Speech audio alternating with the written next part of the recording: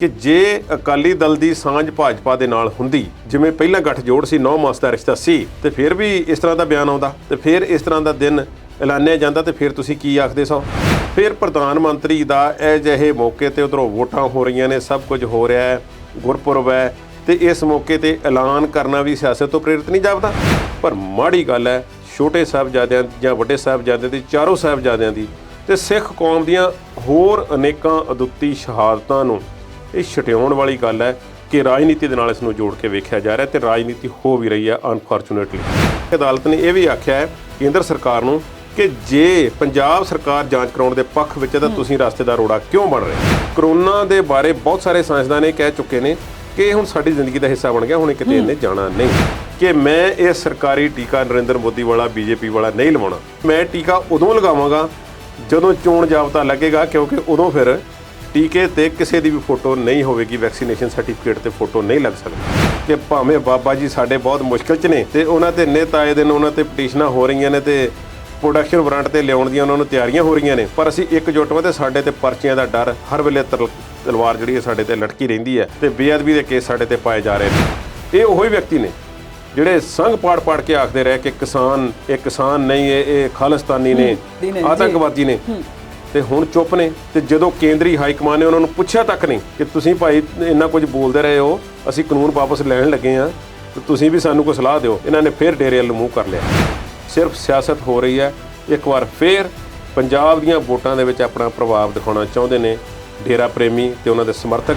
ਕੀ ਤੁਹਾਨੂੰ ਯਾਦ ਹੈ ਕਿ ਸਾਲ ਹੋ ਚੱਲਿਆ 26 ਜਨਵਰੀ ਪਿਛਲੇ ਸਾਲ ਕੀ ਹੋਇਆ ਸੀ ਕਿਸਾਨ ਅੰਦੋਲਨ 'ਚ? ਤੇ ਲੱਖਾਂ ਸਿਧਾਣਾ ਦੇ ਵਾਰੰਟ ਅਜੇ ਤੱਕ ਨਿਕਲੇ ਹੋਏ ਨੇ।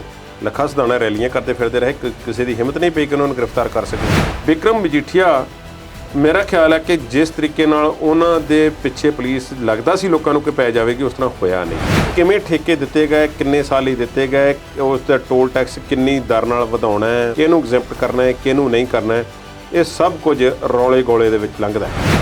ਕੀ ਸਾਡੀ ਜ਼ਿੰਦਗੀ ਬਿਹਤਰ ਹੋਈ ਹੈ ਟੋਲ ਟੈਕਸਾਂ ਵਾਲੀਆਂ ਸੜਕਾਂ ਨਾਲ? ਲੋਕਾਂ ਨੂੰ ਸਹੂਲਤ ਕਿਸ ਤਰ੍ਹਾਂ ਦੀ ਮਿਲ ਰਹੀ ਹੈ ਤੇ ਉਹਨਾਂ ਨੂੰ ਦਿੱਤਾ ਕੀ ਜਾ ਰਿਹਾ ਤੇ ਉਹਨਾਂ ਦੀ ਜੇਬ ਦੇ ਵਿੱਚੋਂ ਕੀ ਕੱਢਿਆ ਜਾ ਰਿਹਾ, ਇਸ ਬਾਰੇ ਸਾਨੂੰ ਸੋਚਣ ਦੀ ਲੋੜ ਹੈ।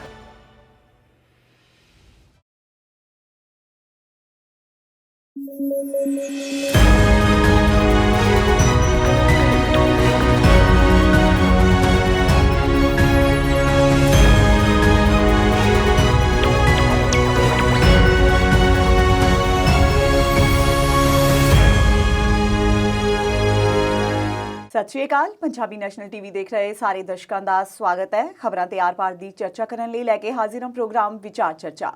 ਪ੍ਰਧਾਨ ਮੰਤਰੀ ਨਰਿੰਦਰ ਮੋਦੀ ਵੱਲੋਂ ਛੋਟੇ ਸਾਹਿਬਜ਼ਾਦਿਆਂ ਦੀ ਸ਼ਹਾਦਤ ਨੂੰ ਸਮਰਪਿਤ 26 ਦਸੰਬਰ ਨੂੰ ਵੀਰਬਾਲ ਦਿਵਸ ਵਜੋਂ ਮਨਾਉਣ ਦਾ ਐਲਾਨ ਕੀਤਾ ਗਿਆ ਹੈ, ਜਿਸ ਤੋਂ ਬਾਅਦ ਬਹੁਤ ਸਾਰੇ ਲੋਕਾਂ ਨੇ ਇਸ ਦੀ ਸ਼ਲਾਘਾ ਕੀਤੀ ਹੈ ਤੇ ਬਹੁਤ ਸਾਰਿਆਂ ਨੇ ਇਸ ਤੇ ਆਪਣੀ ਨਾਰਾਜ਼ਗੀ ਵੀ ਜਤਾਈ ਹੈ। ਇਸ ਬਾਰੇ ਵਿਸਥਾਰ ਨਾਲ ਚਰਚਾ ਕਰਾਂਗੇ।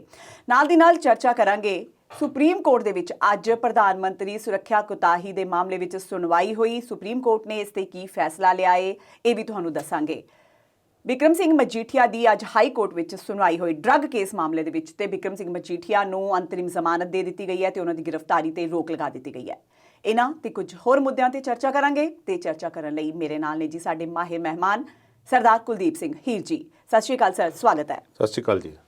ਕੁਲਦੀਪ ਜੀ, 9 ਜਨਵਰੀ ਨੂੰ ਪ੍ਰਧਾਨ ਮੰਤਰੀ ਨਰਿੰਦਰ ਮੋਦੀ ਵੱਲੋਂ ਇਹ ਐਲਾਨ ਕੀਤਾ ਗਿਆ ਸੀ ਕਿ ਛੋਟੇ ਸਾਹਿਬਜ਼ਾਦਿਆਂ ਦੀ ਸ਼ਹਾਦਤ ਨੂੰ ਸਮਰਪਿਤ 26 ਦਸੰਬਰ ਨੂੰ ਬਾਲਵੀਰ ਦਿਵਸ ਵਜੋਂ ਮਨਾਇਆ ਜਾਵੇਗਾ ਤੇ ਇਸ ਤੋਂ ਬਾਅਦ ਇਸ ਤੇ ਸਿਆਸਤ ਪਕੜੀ ਸ਼ੁਰੂ ਹੋ ਗਈ ਹੈ। ਬਹੁਤ ਸਾਰੇ ਲੋਕਾਂ ਦੇ ਬਿਆਨ ਆਣੇ ਸਾਹਮਣੇ ਸ਼ੁਰੂ ਹੋ ਗਏ ਨੇ। ਕੀ ਕਹਿਣਾ ਚਾਹੋਗੇ? ਦੇਖੋ, ਗੱਲ ਹੈ ਜੀ, ਕੱਲ ਪ੍ਰਧਾਨ ਮੰਤਰੀ ਜੀ ਨੇ ਐਲਾਨ ਕੀਤਾ। ਕੱਲ ਦਸਮ ਪਿਤਾ ਸ਼੍ਰੀ ਗੁਰੂ ਗੋਬਿੰਦ ਸਿੰਘ ਜੀ ਦਾ ਗੁਰਪੁਰਬ ਸੀ ਜੀ, ਔਰ ਉਸ ਮੌਕੇ ਤੇ ਐਲਾਨ ਕੀਤਾ ਗਿਆ ਕਿ 26 ਦਸੰਬਰ ਨੂੰ ਜਿਹੜਾ ਹਰ ਸਾਲ ਹੈ ਉਹ ਬਾਲ ਵੀਰ ਦਿਵਸ ਵਜੋਂ ਮਨਾਇਆ ਜਾਵੇਗਾ ਜੀ, ਯਾਦ ਕੀਤਾ ਜਾਵੇਗਾ।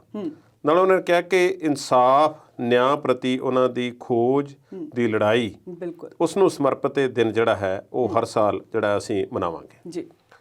ਹੁਣ ਇਸ ਤੇ ਸਿਆਸਤ ਵੀ ਸ਼ੁਰੂ ਹੋਈ ਹੈ। ਪ੍ਰਧਾਨ ਮੰਤਰੀ ਨੇ ਜਦੋਂ ਐਲਾਨ ਕੀਤਾ, ਅੰਗਰੇਜ਼ੀ ਦੇ ਵਿੱਚ ਟਵੀਟ ਆਇਆ, 2 ਘੰਟੇ ਬਾਅਦ ਗੁਰਮੁਖੀ ਦੇ ਵਿੱਚ ਵੀ ਟਵੀਟ ਆਇਆ ਜਿਸ ਦੇ ਵਿੱਚ ਬਾਬਾ ਜ਼ੋਰਾਵਰ ਸਿੰਘ ਤੇ ਬਾਬਾ ਫਤਿਹ ਸਿੰਘ ਲਿਖਿਆ ਗਿਆ। ਉਸ ਤੋਂ ਪਹਿਲੇ ਟਵੀਟ ਦੇ ਵਿੱਚ ਨਹੀਂ ਸੀ ਜੀ। ਹੁਣ ਸਿੱਖ ਕੌਮ ਦੇ ਵਿੱਚ ਨਿੱਕੀਆਂ ਜਿੰਦਾਂ ਵੱਡੇ ਸਾਕੇ ਦੇ ਤਹਿਤ ਅਸੀਂ ਇਸੇ ਤਰ੍ਹਾਂ ਯਾਦ ਕਰਦੇ ਹਾਂ। ਬਿਲਕੁਲ, ਚਾਰੇ ਸਾਹਿਬਜ਼ਾਦਿਆਂ ਨੂੰ ਅਸੀਂ ਬਾਬਾ ਜੀ ਨਾਲ ਪੁਕਾਰਦੇ ਹਾਂ ਜੀ। ਭਾਵ ਉਹਨਾਂ ਦੀ ਕੁਰਬਾਨੀ ਨੂੰ ਲਾਸਾਨੀ ਤੇ ਅਦੁੱਤੀ ਸਮਝ ਕੇ ਕਿਸੇ ਵੀ ਵਿਅਕਤੀ ਦੇ ਕਿਸੇ ਜਿਸ ਦੀ ਵੱਡੀ ਤੋਂ ਵੱਡੀ ਕੁਰਬਾਨੀ ਉਹਨਾਂ ਦੇ ਖਾਣ ਦੀ ਮੇਚ ਦੀ ਕੁਰਬਾਨੀ ਜਿਹੜੀ ਹੈ ਅਸੀਂ ਇਸ ਨੂੰ ਮੰਨਦੇ ਹਾਂ ਜੀ ਤੇ ਬੱਚਿਆਂ ਨਾਲ ਜੋੜ ਕੇ ਬੱਚਿਆਂ ਦੀ ਗੱਲਬਾਤ ਨਾਲ ਅਸੀਂ ਛੁਟਿਆ ਕੇ ਨਹੀਂ ਵੇਖਦੇ। ਬਿਲਕੁਲ। ਹੁਣ ਸਿੱਖ ਕੌਮ ਦੇ ਵਿੱਚ ਇਸ ਪ੍ਰਤੀ ਥੋੜਾ ਜਿਹਾ ਵਾਦ ਵਿਵਾਦ ਛਿੜਿਆ। ਜੀ ਇਹ ਵਾਦ ਵਿਵਾਦ ਇੰਨਾ ਵੀ ਜ਼ਿਆਦਾ ਨਹੀਂ ਹੈ ਜਿੰਨਾ ਕਿ ਹੁਣ ਬਣਦਾ ਦਿਸ ਰਿਹਾ ਹੈ। ਜੀ ਸ਼੍ਰੋਮਣੀ ਗੁਰਦੁਆਰਾ ਪ੍ਰਬੰਧਕ ਕਮੇਟੀ ਦੇ ਪ੍ਰਧਾਨ ਹਰਜਿੰਦਰ ਸਿੰਘ ਧਾਮੀ ਹੋਰਾਂ ਨੇ ਆਖਿਆ ਕਿ ਅਸੀਂ ਪ੍ਰਧਾਨ ਮੰਤਰੀ ਜੀ ਦੀਆਂ ਭਾਵਨਾਵਾਂ ਦੀ ਕਦਰ ਕਰਦੇ ਹਾਂ। ਇਹ ਗੱਲ ਸਮਝਣ ਵਾਲੀ ਹੈ। ਜੀ ਉਹਨਾਂ ਨੇ ਆਊਟਰਾਈਟਲੀ ਇਸ ਨੂੰ ਕੰਡੈਮ ਨਹੀਂ ਕੀਤਾ, ਪਰ ਨਾਲ ਉਹਨਾਂ ਨੇ ਕਿਹਾ ਕਿ ਬਾਬਾ ਜ਼ੋਰਾਵਰ ਸਿੰਘ ਤੇ ਫਤਿਹ ਸਿੰਘ ਦੀ ਸ਼ਹਾਦਤ ਨੂੰ ਅਸੀਂ ਬੱਚਿਆਂ ਦੇ ਨਾਲ ਜੋੜ ਕੇ ਛੁਟਿਆ ਕੇ ਨਹੀਂ ਵੇਖ ਸਕਦੇ। ਇਹ ਕੁਰਬਾਨੀ ਲਾਸਾਨੀ ਅਤੇ ਅਦੁੱਤੀ ਹੈ, ਵੱਡੀ ਬਹੁਤ ਹੈ। ਬਿਲਕੁਲ ਛੋਟੀ ਕੁਰਬਾਨੀ ਨਹੀਂ ਹੈ ਇਹ। ਜੀ ਸੋ ਇਸ ਕਰਕੇ ਉਹਨੂੰ ਇੱਕ ਦਿਨ ਦੇ ਨਾਲ ਬੰਨ੍ਹ ਕੇ ਤੇ ਉਸਦੇ ਮੇਚ ਦਾ ਬਣਾ ਕੇ ਜੋ ਦੇਖਣ ਦੀ ਕੋਸ਼ਿਸ਼ ਕੀਤੀ ਜਾ ਰਹੀ ਹੈ ਉਹ ਨਹੀਂ ਹੈ। ਹਾਲਾਂਕਿ ਉਹਨਾਂ ਨੇ ਕੋਈ ਇਹੋ ਜਿਹਾ ਨਹੀਂ ਗੱਲ ਕੀਤੀ ਕਿ ਉਹਨਾਂ ਦੀ ਭਾਵਨਾਵਾਂ ਇਸ ਦੇ ਪਿੱਛੇ ਰਾਜਨੀਤਿਕ ਸੀ ਜਾਂ ਕੋਈ ਹੋਰ ਗੱਲ ਸੀ, ਪਰ ਜਿਵੇਂ ਹੁਣ ਸੋਸ਼ਲ ਮੀਡੀਆ ਦਾ ਪਸਾਰਾ ਹੈ, ਹਰ ਕੋਈ ਇਸ ਤੇ ਬੋਲਣਾ ਸ਼ੁਰੂ ਹੋ ਗਿਆ। ਬਿਲਕੁਲ। ਸਿੱਖ ਕੌਮ ਵੀ ਇਸ ਮੁੱਦੇ ਤੇ ਥੋੜੀ ਜਿਹੀ ਵੰਡੀ ਹੋਈ ਹੈ। ਔਰ ਦਿੱਲੀ ਗੁਰਦੁਆਰਾ ਕਮੇਟੀ ਦੇ ਸਾਬਕਾ ਪ੍ਰਧਾਨ ਹਰਵਿੰਦਰ ਸਿੰਘ ਸਰਨਾ ਨੇ ਆਖਿਆ ਕਿ ਪ੍ਰਧਾਨ ਮੰਤਰੀ ਦੀ ਭਾਵਨਾ ਠੀਕ ਹੈ, ਕਦਮ ਸ਼ਲਾਘਾਯੋਗ ਹੈ, ਪਰ ਨਾਮਕਰਨ ਸਹੀ ਨਹੀਂ ਹੈ। ਇਸੇ ਤਰ੍ਹਾਂ ਗੁਰੂ ਨਾਨਕ ਦੇਵ ਯੂਨੀਵਰਸਿਟੀ ਦੇ ਜਿਹੜੇ ਧਾਰਮਿਕ ਸਟੱਡੀਜ਼ ਦੇ ਗੁਰੂ ਗ੍ਰੰਥ ਸਾਹਿਬ ਦੇ ਅਧਿਐਨ ਦੇ ਜਿਹੜੇ ਮੁਖੀ ਨੇ, ਉਹਨਾਂ ਨੇ ਗੱਲ ਇੱਕ ਮੀਡੀਆ ਨਾਲ ਗੱਲ ਕਰਦੇ ਹੋਏ ਆਖਿਆ ਕਿ ਇਸ ਦਾ ਨਾਮ ਜਿਹੜਾ ਹੈ ਥੋੜਾ ਜਿਹਾ ਤਬਦੀਲ ਕਰ ਦਿੱਤਾ ਜਾਵੇ ਤਾਂ ਇਸ ਵਿੱਚ ਫਿਰ ਠੀਕ ਲੱਗੇਗਾ। ਬਿਲਕੁਲ। ਬਾਲਵੀਰ ਦਿਵਸ ਨੇ ਇਸ ਦਾ ਨਾਮ ਸਾਹਿਬਜ਼ਾਦੇ ਨਾਲ ਜੋੜ ਕੇ ਹੋਣਾ ਚਾਹੀਦਾ ਹੈ। ਜੀ ਹੁਣ ਸਿੱਖ ਕੌਮ ਦੇ ਵਿੱਚ ਬੀਬੀ ਕਿਰਨਜੀਤ ਕੌਰ ਸਾਬਕਾ ਸ਼੍ਰੋਮਣੀ ਕਮੇਟੀ ਮੈਂਬਰ ਨੇ, ਉਹ ਕਹਿੰਦੇ ਨੇ ਕਿ ਇਹ ਤੇ ਬੱਚਿਆਂ ਵਾਲੀ ਖੇਡ ਸਮਝ ਲਿਆ ਇਸ ਨੂੰ। ਜੀ ਜੀ ਸਭ ਤੋਂ ਪਹਿਲਾਂ ਟਵੀਟ ਇਹਨਾਂ ਦਾ ਹੀ ਸਾਹਮਣੇ ਆਇਆ ਸੀ। ਜੀ ਜੀ ਪਰ ਹੁਣ ਜੇ ਆਮ ਕੌਮ ਦੀ ਅਸੀਂ ਗੱਲ ਕਰੀਏ ਤੇ ਕਮੈਂਟਸ ਵਗੈਰਾ ਦੇਖਦੇ ਨਾ, ਅਸੀਂ ਹਰ ਕੋਈ ਬਿਆਨ ਦਿੰਦਾ, ਉਹਨਾਂ ਬਿਆਨਾਂ ਦੇ ਵਿੱਚ ਕੌਣ ਕੀ ਬੋਲ ਰਿਹਾ ਅਸੀਂ ਦੇਖ ਸਕਦੇ ਹਾਂ। ਬਿਲਕੁਲ। ਔਰ ਇਸ ਨੂੰ ਦੱਸਿਆ ਜਾ ਰਿਹਾ ਹੈ ਕਿ ਹਰਜਿੰਦਰ ਸਿੰਘ ਧਾਮੀ ਹੋਰਾਂ ਦੇ ਬਿਆਨ ਨੂੰ ਕਿ ਜੇ ਅਕਾਲੀ ਦਲ ਦੀ ਸਾਂਝ ਭਾਜਪਾ ਦੇ ਨਾਲ ਹੁੰਦੀ, ਜਿਵੇਂ ਪਹਿਲਾਂ ਗੱਠਜੋੜ ਸੀ 9 ਮਾਸ ਦਾ ਰਿਸ਼ਤਾ ਸੀ, ਜੀ ਤੇ ਫਿਰ ਵੀ ਇਸ ਤਰ੍ਹਾਂ ਦਾ ਬਿਆਨ ਆਉਂਦਾ ਤੇ ਫਿਰ ਇਸ ਤਰ੍ਹਾਂ ਦਾ ਦਿਨ ਐਲਾਨਿਆ ਜਾਂਦਾ ਤੇ ਫਿਰ ਤੁਸੀਂ ਕੀ ਆਖਦੇ ਸੋ? ਬਿਲਕੁਲ। ਹੁਣ ਇਹ ਗੱਲ ਆਪਣੇ ਆਪ ਦੇ ਵਿੱਚ ਇਹ ਅਕਾਲੀ ਦਲ ਨੂੰ ਤੇ ਸ਼੍ਰੋਮਣੀ ਕਮੇਟੀ ਪ੍ਰਧਾਨ ਨੂੰ ਆਪਣੇ ਆਪ ਦੇ ਵਿੱਚ ਇੱਕ ਸਵਾਲ ਹੋ ਸਕਦਾ ਹੈ। ਜੀ ਪਰ ਜੇ ਫਿਰ ਸਿਆਸਤ ਨੂੰ ਇਸ ਦੇ ਵਿੱਚ ਵਾੜ ਹੀ ਲਈਏ, ਫਿਰ ਪ੍ਰਧਾਨ ਮੰਤਰੀ ਦਾ ਇਹ ਜਿਹੇ ਮੌਕੇ ਤੇ ਉਧਰੋਂ ਵੋਟਾਂ ਹੋ ਰਹੀਆਂ ਨੇ, ਸਭ ਕੁਝ ਹੋ ਰਿਹਾ ਹੈ, ਗੁਰਪੁਰਬ ਹੈ, ਤੇ ਇਸ ਮੌਕੇ ਤੇ ਐਲਾਨ ਕਰਨਾ ਵੀ ਸਿਆਸਤ ਤੋਂ ਪ੍ਰੇਰਿਤ ਨਹੀਂ ਜਾਪਦਾ?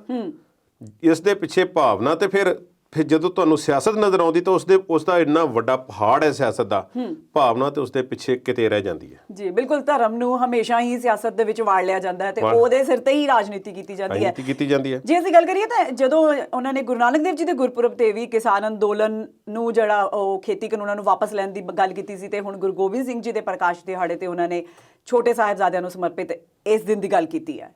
ਦੇਖੋ ਗੱਲ ਉਹ ਵੀ ਗੱਲ ਠੀਕ ਹੈ। ਹੁਣ ਤੁਸੀਂ ਦੇਖੋ ਹਰਜਿੰਦਰ ਸਿੰਘ ਧਾਮੀ ਹੋਰਾਂ ਨੇ ਆਖਿਆ ਕਿ ਇਸ ਮਾਮਲੇ ਤੇ ਸ੍ਰੀ ਅਕਾਲ ਤਖਤ ਸਾਹਿਬ ਦੇ ਜਥੇਦਾਰ ਸਾਹਿਬ ਸਾਨੂੰ ਬਿਹਤਰ ਦੱਸ ਸਕਦੇ ਨੇ ਕਿ ਇਹ ਕੀ ਹੋਣਾ ਚਾਹੀਦਾ ਜੀ।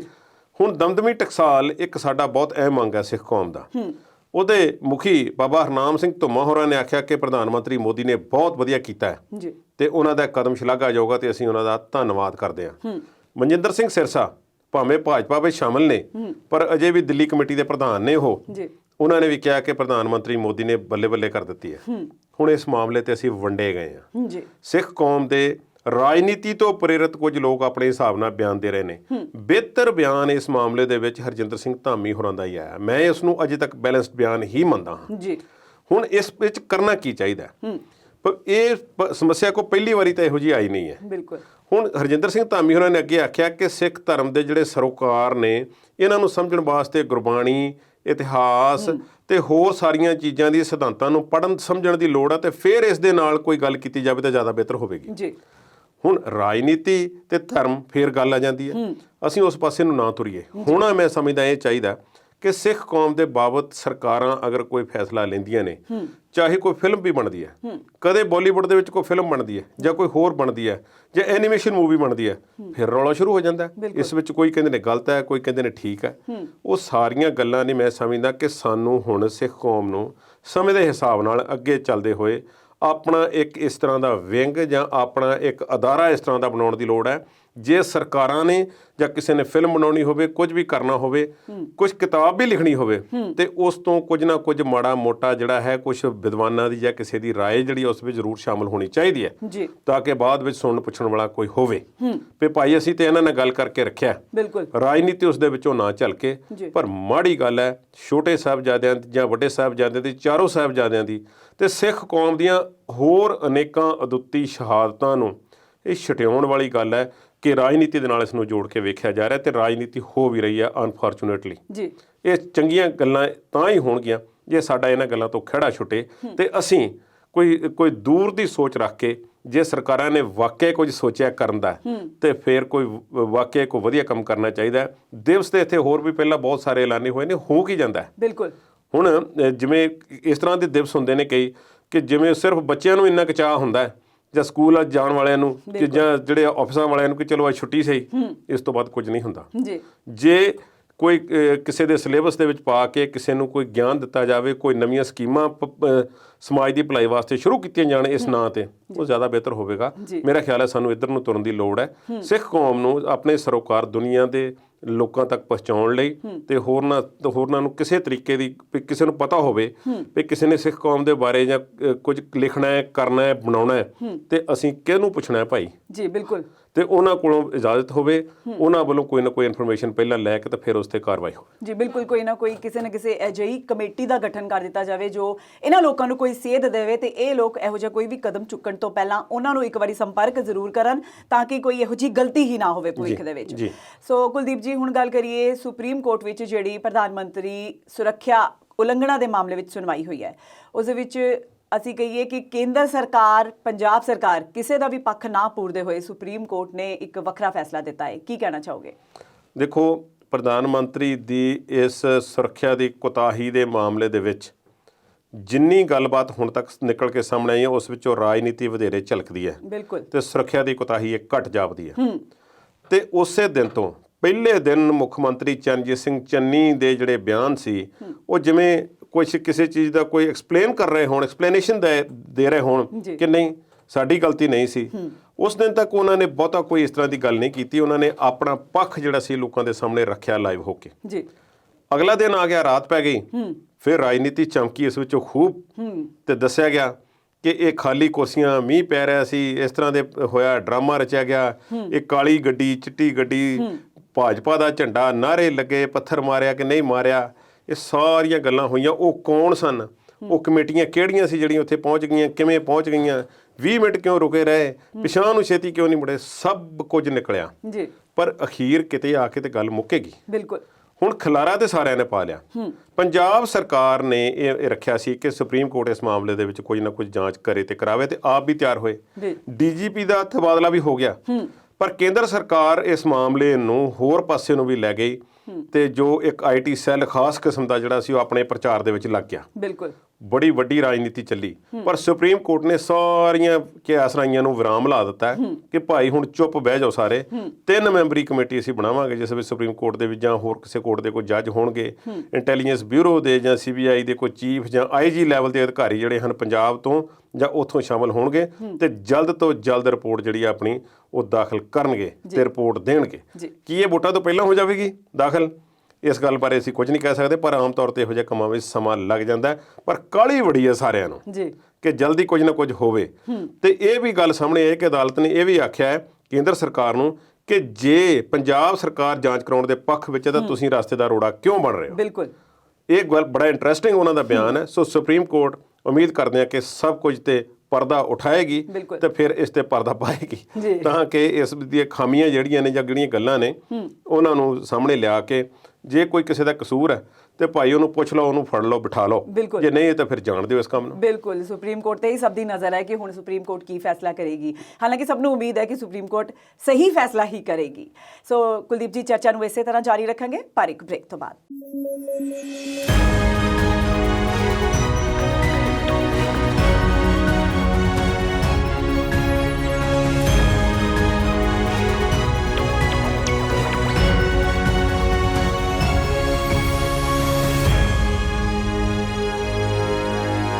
ਬ੍ਰੇਕ ਤੋਂ ਬਾਅਦ ਸਵਾਗਤ ਹੈ।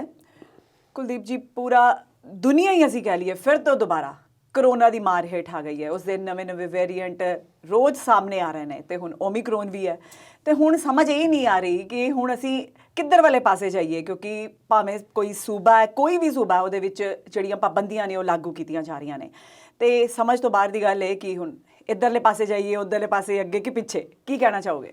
ਦੇਖੋ, ਤੁਸੀਂ ਕਿਹਾ ਦੁਬਾਰਾ, ਜੀ ਮੈਂ ਸਮਝਦਾ ਕਿ ਤੀਸਰੀ ਜਾਂ ਚੌਥੀ ਵਾਰ ਇਹ ਹੋ ਰਿਹਾ। ਜੀ ਤਕਰੀਬਨ 2 ਸਾਲ ਦਾ ਸਮਾਂ ਗੁਜ਼ਰ ਚੱਲਿਆ। ਜੀ ਹੁਣ ਇਹ ਕੀ ਹੈ, ਅਸਲੀਅਤ ਕੀ ਹੈ, ਇਸ ਬਾਰੇ ਵਿਸ਼ਵ ਦੀਆਂ ਸਿਹਤ ਸੰਸਥਾਵਾਂ ਜਾਣਦੀਆਂ ਨੇ। ਜੀ ਇਹਨਾਂ ਦਾ ਪਤਾ ਲੱਗ ਗਿਆ ਕਿ ਵੁਹਾਨ ਦੇ ਵਿੱਚੋਂ ਨਿਕਲਿਆ, ਅਚਾਨਕ ਨਿਕਲ ਗਿਆ, ਚਮਗਾਦੜਾਂ ਦੇ ਸੂਪ ਤੋਂ ਹੋਇਆ ਬਿਲਕੁਲ ਕਿ ਲੈਬ ਦੇ ਵਿੱਚੋਂ ਨਿਕਲਿਆ, ਜੀ ਇਸ ਦੇ ਬਾਰੇ ਨਹੀਂ ਪਤਾ। ਜੀ ਤੇ ਜਾਣਬੁੱਝ ਕੇ ਉਹਨੇ ਰਿਲੀਜ਼ ਕੀਤਾ, ਇਹਦੇ ਬਾਰੇ ਵੀ ਨਹੀਂ ਪਤਾ। ਟੀਕਿਆਂ ਬਾਰੇ ਵੀ ਰੱਜ ਕੇ ਸਿਆਸਤ ਹੋਈ। ਬਿਲਕੁਲ। ਅੱਜ ਇੱਕ ਸਾਇੰਸਦਾਨ ਦਾ ਮੈਂ ਬਿਆਨ ਪੜ੍ਹ ਰਿਹਾ ਸੀ, ਜੀ ਉਹ ਕਹਿੰਦੇ ਜੇ ਦੁਨੀਆ ਵਿੱਚ ਜੋ ਇਨਇਕੁਐਲਿਟੀ ਹੈ, ਜੋ ਨਾ ਬਰਾਬਰਤਾ ਹੈ, ਇਹਦੇ ਕਰਕੇ ਕਰੋਨਾ ਖਤਮ ਹੋਣ ਦਾ ਨਾਂ ਨਹੀਂ ਲੈ ਰਿਹਾ। ਜੀ ਕਾਰਨ ਇਹ ਆ, ਵਿਕਸਿਤ ਮੁਲਕ ਜਿਹੜੇ ਨੇ, ਜਿਵੇਂ ਡੋਨਲਡ ਟਰੰਪ, ਭਾਵੇਂ ਕਿ ਅਮਰੀਕਾ ਦੇ ਵਿੱਚ ਕੇਸ ਬਹੁਤੇ ਸਨ, ਪਰ ਉਹ ਸ਼ੁਰੂ 'ਚ ਹੀ ਉਹ ਕਹਿੰਦੇ ਰਹੇ ਨਹੀਂ ਅਸੀਂ ਆਹ ਵੀ ਖੋਲ੍ਹ ਦੇਣਾ, ਅਸੀਂ ਆਹ ਵੀ ਖੋਲ੍ਹ ਦੇਣਾ। ਖੋਲ੍ਹਦੇ ਗਏ, ਨੁਕਸਾਨ ਵੀ ਹੋਇਆ, ਮੌਤਾਂ ਵੀ ਹੋਈਆਂ, ਪਰ ਕੰਮ ਚਲਾਉਂਦੇ ਰਹੇ। ਜੀ ਵਿਕਸਿਤ ਕਰਨ ਵਾਲੀਆਂ ਕੰਪਨੀਆਂ ਜਿਨ੍ਹਾਂ ਨੇ ਟੀਕੇ ਵਿਕਸਿਤ ਕਰਨੇ ਸਨ, ਉਹ ਆਪਣੇ ਕੰਮ ਦੇ ਵਿੱਚ ਲੱਗੇ ਰਹੇ, ਫਿਰ ਦੌੜ ਲੱਗ ਗਈ ਆਪੋ ਆਪਣੇ ਟੀਕੇ ਵੇਚਣ ਦੇ ਵਿੱਚ ਤੇ ਉਹਨੂੰ ਵਧੀਆ ਸਾਬਤ ਕਰਨ ਦੇ ਵਿੱਚ। ਜੀ ਹੁਣ ਸਾਰੀ ਦੁਨੀਆ ਦੇ ਵਿੱਚ ਇਹ ਵੀ ਗੱਲ ਉਦੋਂ ਵੀ ਚੱਲੀ ਸੀ ਕਿ ਖਤਮ ਤਾਂ ਹੋਵੇਗੀ ਜੇ ਗਰੀਬ ਮੁਲਕਾਂ ਦੇ ਵਿੱਚ ਵੀ ਇਹ ਬਰਾਬਰ ਰਫ਼ਤਾਰ ਨਾਲ ਟੀਕੇ ਲੱਗਣਗੇ, ਜੀ ਜਿਹੜੇ ਕਿ ਦੱਸਿਆ ਜਾਂਦਾ ਕਿ ਨਹੀਂ ਲੱਗੇ। ਅਫਰੀਕਨ ਕੰਟਰੀਜ਼ ਦੇ ਵਿੱਚ ਤੇ ਹੋਰ ਕਈ ਜਗ੍ਹਾ 'ਚ ਜਿੱਥੇ ਗਰੀਬੀ ਵੱਧ ਹੈ, ਜੀ ਜਾਂ ਉੱਥੇ ਕੋਈ ਇਸ ਤਰ੍ਹਾਂ ਦੀ ਖਾਨਾ ਜੰਗੀ ਚੱਲ ਰਹੀ ਹੈ, ਜਿੱਥੇ ਔਖਾ ਹੈ, ਉੱਥੇ ਨਹੀਂ ਪਹੁੰਚ ਹੋਈ। ਜੀ ਹੁਣ ਇਹਨੂੰ ਇਸ ਹਿਸਾਬ ਨਾਲ ਅਸੀਂ ਦੇਖੀਏ ਤੇ ਕਰੋਨਾ ਦੇ ਬਾਰੇ ਬਹੁਤ ਸਾਰੇ ਸਾਇੰਸਦਾਨ ਇਹ ਕਹਿ ਚੁੱਕੇ ਨੇ ਕਿ ਇਹ ਹੁਣ ਸਾਡੀ ਜ਼ਿੰਦਗੀ ਦਾ ਹਿੱਸਾ ਬਣ ਗਿਆ, ਹੁਣ ਕਿਤੇ ਇਹਨੇ ਜਾਣਾ ਨਹੀਂ। ਬਿਲਕੁਲ। ਪਰ ਇਸ ਨੂੰ ਐਂਡੈਮਿਕ ਕਹਿਣ ਲੱਗ ਪਏ ਸੀ ਕਿ ਇਸ ਸਟੇਜ ਦੇ ਵਿੱਚ ਪਹੁੰਚ ਚੁੱਕਾ ਹੈ, ਐਪੀਡੈਮਿਕ ਹੈ, ਪੈਂਡੈਮਿਕ ਹੈ ਤੇ ਐਂਡੈਮਿਕ ਹੈ। ਹੁਣ ਇਸ ਦੀ ਜਿਹੜੀ ਸਥਿਤੀ ਪੈਦਾ ਹੋਈ ਆ, ਉਹਦੇ ਬਾਰੇ ਥੋੜੀ ਜਿਹੀ ਵਿਚਾਰ ਕਰ ਲਈਏ। ਜੀ ਭਾਰਤ ਦੇ ਵਿੱਚ ਕੇਸਿਸ ਦੁਬਾਰਾ ਵੱਧ ਆ ਰਹੇ ਨੇ, ਪਰ ਇਹ ਕਿਹੜੇ ਵੇਰੀਐਂਟ ਦੇ ਕੇਸਿਸ ਨੇ? ਕੀ ਇਕੱਲੇ ਓਮਿਕਰੋਨ ਦੇ ਨੇ ਜਾਂ ਡੈਲਟਾ ਦੇ ਦੁਬਾਰਾ ਆ ਗਏ ਨੇ? ਜੀ ਇਸ ਬਾਰੇ ਅਜੇ ਪਤਾ ਨਹੀਂ। ਜੀ 2-3 ਗੱਲਾਂ ਜ਼ਰੂਰ ਨੇ। ਜਿਹੜਾ ਵੀ ਵੇਰੀਐਂਟ ਹੈ, ਇਹ ਪਹਿਲਾਂ ਵਾਂਗ ਆਕਸੀਜਨ ਦੀ ਕਮੀ ਨਹੀਂ ਬਹੁਤੀ ਹੋ ਰਹੀ, ICU ਵੀ ਖਾਲੀ ਨੇ, ਵੈਂਟੀਲੇਟਰਾਂ ਦੀ ਲੋੜ ਵੀ ਘੱਟ ਹੈ ਤੇ ਹਸਪਤਾਲ ਦਾਖਲ ਹੋਣ ਵਾਲਿਆਂ ਦੀ ਗਿਣਤੀ ਵੀ ਘੱਟ ਹੈ। ਜੀ ਕਰੋਨਾ ਕਾਲ ਦੇ ਵਿੱਚ ਭਾਰਤ ਵਿੱਚ ਦੱਸਿਆ ਗਿਆ ਕਿ 3 ਕਰੋੜ 48 ਲੱਖ ਭਾਵ 3.5 ਕਰੋੜ ਦੇ ਲੋਕਾਂ ਨੂੰ, ਕਰੀਬ ਲੋਕਾਂ ਨੂੰ, ਆਬਾਦੀ ਨੂੰ ਇਹ ਕਰੋਨਾ ਜਿਹੜਾ ਸੀ ਪੋਜ਼ਿਟਿਵਿਟੀ ਦਰ ਪਾਈ ਗਈ। ਕਿੰਨੇ ਕੁ ਨੂੰ ਪਤਾ ਲੱਗਾ ਕਿ ਹੋਇਆ, ਜੀ ਜਿਹਨਾਂ ਨੂੰ ਹੋ ਕੇ ਹਟ ਗਿਆ ਤੇ ਟੈਸਟ ਨਹੀਂ ਕਰਵਾਏ ਉਹਨਾਂ ਦੀ ਗੱਲ ਨਹੀਂ ਆ। ਇਹਨਾਂ ਵਿੱਚੋਂ 4,13,000 ਸਰਕਾਰੀ ਅੰਕੜਿਆਂ ਦੇ ਹਿਸਾਬ ਨਾਲ ਮੌਤਾਂ ਹੋਈਆਂ। ਹੁਣ ਇਸ ਤੇ ਸ਼ੱਕ ਹੈ, ਪਰ ਆਪਾਂ ਕਿਉਂਕਿ ਸਰਕਾਰੀ ਅੰਕੜੇ ਨੇ, ਇਹਨਾਂ ਤੇ ਯਕੀਨ ਕਰਾਂਗੇ। ਜੇ ਬਿਮਾਰੀ ਦੇ ਹਿਸਾਬ ਨਾਲ ਲਾਇਆ ਜਾਵੇ ਤਾਂ ਇਹ 0.5% ਤੋਂ ਵੀ ਘੱਟ ਹੈ। ਜੀ ਹੁਣ ਇਸ ਵਿੱਚੋਂ ਮਰਨ ਵਾਲਿਆਂ ਵਿੱਚੋਂ ਬਹੁਤਿਆਂ ਦੀ ਗਿਣਤੀ, ਹਾਲਾਂਕਿ ਸਾਰੀ ਨਹੀਂ, 70+ ਲੋਕਾਂ ਦੀ ਸੀ, ਜਾਂ ਉਹ ਵਿਅਕਤੀ ਸਨ ਜਿਨ੍ਹਾਂ ਨੂੰ ਕਿਸੇ ਹੋਰ ਬਿਮਾਰੀ ਨੇ ਵੀ ਨਾਲ ਜਕੜਿਆ ਹੋਇਆ ਸੀ। ਬਿਲਕੁਲ ਭਿਆਨਕ ਬਿਮਾਰੀਆਂ ਲੱਗੀਆਂ ਸੀ। ਬਿਲਕੁਲ। ਹੁਣ ਸਰਕਾਰਾਂ ਕੰਮ ਕੀ ਕਰ ਰਹੀਆਂ ਨੇ? ਰਾਤ ਦਾ ਕਰਫਿਊ। ਜੇ ਕਰਫਿਊ ਲਾਉਣਾ ਹੈ ਤੇ ਮਾਹਿਰ ਇਹ ਕਹਿੰਦੇ ਨੇ ਕਿ ਜਿਹੜਾ ਪੀਕ ਆਵਰ ਹੁੰਦੇ ਸਵੇਰ ਨੂੰ ਜਾਂ ਸ਼ਾਮ ਨੂੰ ਹੁੰਦੇ ਨੇ, ਜਦੋਂ ਰਸ਼ ਹੁੰਦਾ ਹੈ ਬਾਜ਼ਾਰਾਂ ਵਿੱਚ ਤੇ ਸੜਕਾਂ ਤੇ, ਉਦੋਂ ਲਗਾਓ ਤਾਂ ਕਿ ਉਹ ਅੱਗੇ ਪਿੱਛੇ ਹੋ ਜਾਣ ਲੋਕ। ਜੀ 10 ਵਜੇ ਤੋਂ ਸਵੇਰ ਦੇ 7 ਵਜੇ ਤੱਕ ਕਰਫਿਊ ਕੀ ਹੋਵੇਗਾ? ਬਿਲਕੁਲ। ਉਦੋਂ ਤਾਂ ਵੈਸੇ ਹੀ ਰਸ਼ ਨਹੀਂ ਹੁੰਦਾ ਸੜਕਾਂ ਤੇ, ਲੋਕ ਵੈਸੇ ਆਪਣੇ ਘਰਾਂ ਜਾ ਕੇ ਸੌ ਜਾਂਦੇ ਨੇ। ਪਰ ਥੋੜਾ ਜਿਹਾ ਮੈਂ ਆਪਣੇ ਦਰਸ਼ਕਾਂ ਨੂੰ ਦੱਸਣਾ ਚਾਹਾਂਗਾ ਕਿ ਇਸ ਪ੍ਰਤੀ ਸਾਨੂੰ ਕੁਝ ਵੱਖਰੀ ਸੋਚ ਅਪਣਾਉਣ ਦੀ ਲੋੜ ਹੈ। ਜੀ ਇੱਕ ਤੇ ਮੈਨੂੰ ਇੱਕ ਸੱਜਣ ਦਾ ਬਿਆਨ ਯਾਦ ਆ ਰਿਹਾ। ਉਹਨਾਂ ਨੇ 6-7 ਮਹੀਨੇ ਪਹਿਲਾਂ ਆਖਿਆ ਸੀ, ਚੰਡੀਗੜ੍ਹ ਦੇ ਉਹ ਸਨ, ਕਿਸੇ ਸੰਸਥਾ ਨਾਲ ਜੁੜੇ ਹੋਏ, ਜੀ ਕਿ ਮੈਂ ਇਹ ਸਰਕਾਰੀ ਟੀਕਾ ਨਰਿੰਦਰ ਮੋਦੀ ਵਾਲਾ, BJP ਵਾਲਾ ਨਹੀਂ ਲਵਾਉਣਾ। ਇਹਦੇ ਸਰਟੀਫਿਕੇਟ ਤੇ ਨਰਿੰਦਰ ਮੋਦੀ ਦੀ ਫੋਟੋ ਲੱਗੀ ਹੋਈ ਹੈ ਤੇ ਉਹਨਾਂ ਨੇ ਕਿਹਾ ਸੀ ਮੈਂ ਟੀਕਾ ਉਦੋਂ ਲਗਾਵਾਂਗਾ ਜਦੋਂ ਚੋਣ ਜਾਬਤਾ ਲੱਗੇਗਾ, ਕਿਉਂਕਿ ਉਦੋਂ ਫਿਰ ਟੀਕੇ ਤੇ ਕਿਸੇ ਦੀ ਵੀ ਫੋਟੋ ਨਹੀਂ ਹੋਵੇਗੀ, ਵੈਕਸੀਨੇਸ਼ਨ ਸਰਟੀਫਿਕੇਟ ਤੇ ਫੋਟੋ ਨਹੀਂ ਲੱਗ ਸਕਦੀ। ਤੇ ਅੱਜ ਸਿਹਤ ਵਿਭਾਗ ਵੱਲੋਂ ਨਰਿੰਦਰ ਮੋਦੀ ਦੀਆਂ ਤਸਵੀਰਾਂ ਹਟਾ ਦਿੱਤੀਆਂ ਗਈਆਂ। ਉਹ ਵੀ ਜਿੱਥੇ ਚੋਣਾਂ ਹੋ ਰਹੀਆਂ ਨੇ ਸਿਰਫ ਉੱਥੇ, ਬਾਕੀਆਂ 'ਚ ਚੱਲਣਗੀਆਂ ਤਸਵੀਰਾਂ ਤੇ ਅੱਜ ਸਾਰੀਆਂ ਹਟ ਰਹੀਆਂ ਨੇ। ਮੈਂ ਦੇਖ ਰਿਹਾ ਚੋਣ ਜ਼ਾਬਤੇ ਕਰਕੇ ਜਿਨ੍ਹਾਂ ਹਰਮਨ ਪਿਆਰੇ ਆਗੂਆਂ ਦੇ ਫਲੈਕਸ ਜਿਹੜੇ ਸੀ ਉਹ ਬੜੇ ਜ਼ੋਰ ਸ਼ੋਰ ਨਾਲ ਤੇ ਖੁਸ਼ੀ ਨਾਲ ਟੰਗੇ ਗਏ ਸੀ, ਮੇਖਾਂ ਲਾ ਕੇ ਦਰਖਤਾਂ ਦੇ ਉੱਪਰ ਤੇ ਖੰਭਿਆਂ ਦੇ ਉੱਪਰ, ਅੱਜ ਡਾਂਗਾ ਮਾਰ ਕੇ ਲਾਏ ਜਾ ਰਹੇ ਨੇ। ਖੈਰ ਤੇ ਇਸੇ ਤਰ੍ਹਾਂ ਹੀ ਹੋਣਾ ਸੀ। ਹੁਣ ਇਸੇ ਦਾ ਚੋਣ ਜ਼ਾਬਤਾ ਜਿਹੜਾ ਲੱਗ ਗਿਆ ਹੈ, ਇਸ ਪ੍ਰਤੀ ਇਲੈਕਸ਼ਨ ਕਮਿਸ਼ਨ ਨੇ ਵੀ ਆਪਣੀਆਂ ਗੱਲਾਂ ਕੀਤੀਆਂ ਨੇ, ਪਰ ਸਾਨੂੰ ਕੁਝ ਇੱਕ ਆਮ ਨਾਗਰਿਕ ਹੋਣ ਦੇ ਨਾਤੇ ਕੁਝ ਗੱਲਾਂ ਸਮਝਣ ਦੀ ਲੋੜ ਹੈ। ਇੱਕ ਤਾਂ ਗੱਲ ਹੈ ਕਿ ਇਸ ਨੂੰ WHO ਨੇ ਕਿਹਾ ਕਿ ਇਸ ਨੂੰ ਮਾਈਲਡ ਨਾ ਸਮਝੋ, ਬਿਮਾਰੀ ਤੇ ਬਿਮਾਰੀ ਹੈ। ਬਿਲਕੁਲ। ਪਰ ਕੁਝ ਲੋਕ ਇਸ ਨੂੰ ਕਹਿੰਦੇ ਨੇ ਕਿ ਇਹ ਸੀਜ਼ਨਲ ਫਲੂ ਜਾਂ ਗਲਾ ਖਰਾਬ ਜਾਂ ਬੁਖਾਰ ਜਾਂ ਜ਼ੁਕਾਮ ਹੋ ਸਕਦਾ ਹੈ। ਚਲੋ ਇਹ ਵੀ ਮੰਨ ਲੈਂਦੇ। ਪਰ ਇੱਕ ਵਿਅਕਤੀ ਨੂੰ ਮੈਂ ਪੁੱਛਿਆ, ਮੈਂ ਕਿਹਾ ਜੀ ਤੁਸੀਂ ਹੁਣ ਸਰਕਾਰੀ ਅਧਿਆਪਕ ਹੋ ਤੇ ਤੁਸੀਂ ਤੀਸਰੀ ਡੋਜ਼ ਬੂਸਟਰ ਡੋਜ਼ ਜਿਹੜਾ ਜਿਵੇਂ ਇਲੈਕਸ਼ਨ ਕਮਿਸ਼ਨ ਨੇ ਆਖਿਆ ਕਿ ਉਹਨਾਂ ਨੂੰ ਲਾਈ ਜਾਵੇਗੀ ਤੇ ਲਵਾਉਣੀ ਹੈ ਤੁਸੀਂ? ਉਹ ਕਹਿੰਦੇ ਜੀ ਮੈਨੂੰ ਲੋੜ ਹੈ। ਕੀ ਮੈਨੂੰ ਲੋੜ ਹੈ? ਮੈਂ ਕਿਹਾ ਜੀ ਬਿਲਕੁਲ ਲੋੜ ਹੈ। ਉਹ ਕਹਿੰਦੇ ਮੈਂ ਤੇ ਲਗਵਾ ਲਈ ਸੀ ਦੂਸਰੀ ਤੇ ਹੁਣ ਮੈਨੂੰ ਕਿਉਂ ਲੋੜ ਹੈ? ਸਾਰੀ ਦੁਨੀਆ ਵਿੱਚ ਤੀਸਰੀ ਬੂਸਟਰ ਡੋਜ਼ ਲੱਗ ਰਹੀ ਹੈ ਵਿਕਸਿਤ ਮੁਲਕਾਂ ਦੇ ਵਿੱਚ। ਇਹ ਜਿਹੜਾ ਟੀਕਾ ਹੈ ਸਾਡੇ ਲੱਗਾ ਹੋਇਆ ਉਹਦੀ ਇੱਕ ਮਿਆਦ ਹੈ ਜੀ। ਉਸ ਤੋਂ ਮਿਆਦ ਤੋਂ ਬਾਅਦ ਉਸ ਦਾ ਅਸਰ ਖਤਮ ਹੋਣਾ ਸ਼ੁਰੂ ਹੋ ਜਾਂਦਾ ਜਾਂ ਘੱਟ ਹੋਣਾ ਸ਼ੁਰੂ ਹੋ ਜਾਂਦਾ ਤੇ ਸਾਨੂੰ ਲੋੜ ਹੈ ਬਿਲਕੁਲ। ਇਸ ਕਰਕੇ ਉਹ ਲਗਵਾ ਲੈਣਾ ਚਾਹੀਦਾ। ਟੀਕੇ ਸੇਫ ਨੇ। ਇਹਨਾਂ ਬਾਰੇ ਜੋ ਭੰਡੀ ਪ੍ਰਚਾਰ ਕੀਤਾ ਗਿਆ ਉਹ ਬਹੁਤ ਗਲਤ ਸੀ, ਜਿੰਨੇ ਲੋਕਾਂ ਦੇ ਮਨਾਂ ਦੇ ਵਿੱਚ ਵਹਿਮ ਪਾਏ। ਸਰਕਾਰ ਦਾ ਲਾਉਣ ਦੇ ਤਰੀਕੇ ਵੀ ਗਲਤ ਸੀ।